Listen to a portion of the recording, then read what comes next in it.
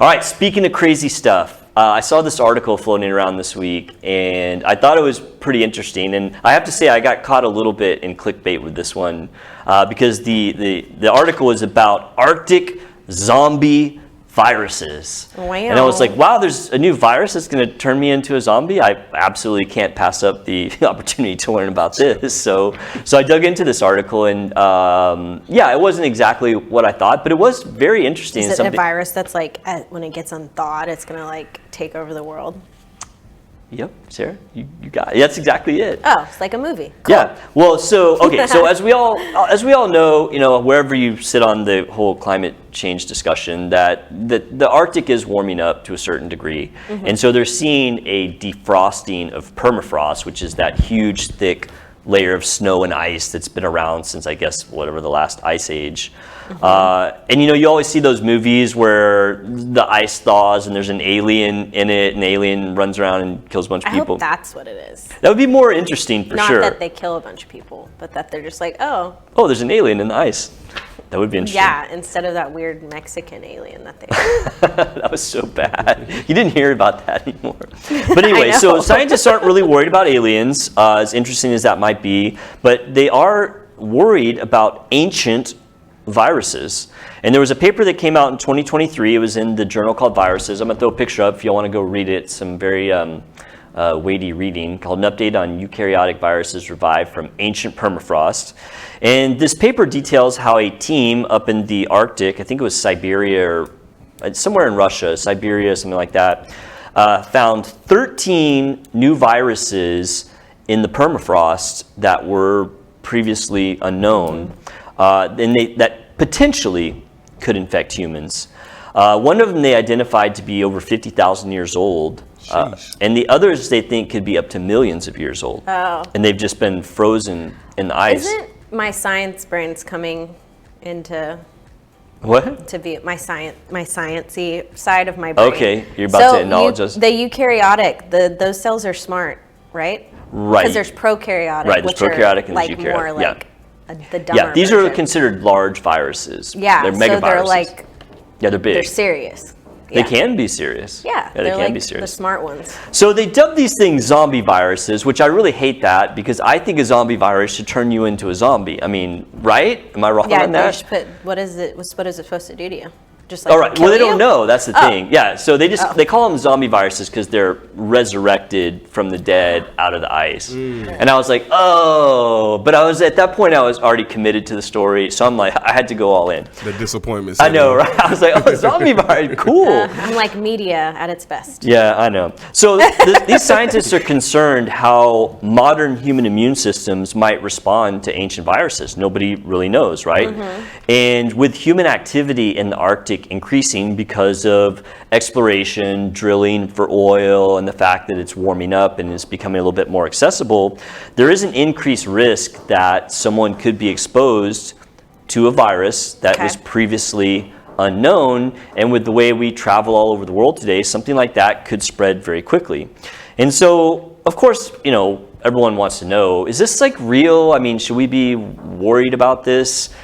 And the answer is probably not, but did the frost, like maybe? the ice kill it, or So perfect. That's a great question. So the opinions are mixed. So the head researcher talked about this. His name's Dr. Schaffner, and he said that the risk is a real thing, but it just depends on a lot of factors. And you said the very first thing that he said is, can the viruses even be resurrected? That's a great question. Then can that particular virus be transmitted to humans? And then does it have the ability to spread? And then also, do these viruses have the ability to evade our immune system, which overall is very, very effective? I mean, we're covered in bacteria. We're constantly exposed to virus. And for the most part, we walk around and we're healthy. Yeah. I wonder if there's more like bacteria and viruses, like less bacteria and viruses up there, not because there's no people, but just because of the temperature. I would think so, for sure. I mean, a lot of, what do we do? They can't live there. Yeah, what do we do to our food to keep it from spoiling? Yeah. We throw it in the refrigerator, keep it cold, and that way the bacteria can't go through. And so I wonder if where that virus originated, if if or, up there used to be warm tropical, and that's where it was. Could be, for sure. Interesting. Yeah. So I was just going to talk about the types of viruses they found. They found 13 viruses of 5 types. So I guess the higher up level taxonomy. There was Pandora virus, Cedrita virus, megavirus, Pac-Man virus. I remember that one. I heard about that one before. And then there was a new kind of whole new strain called pithovirus. And so, like I said, they haven't found that any of these will infect humans as of yet.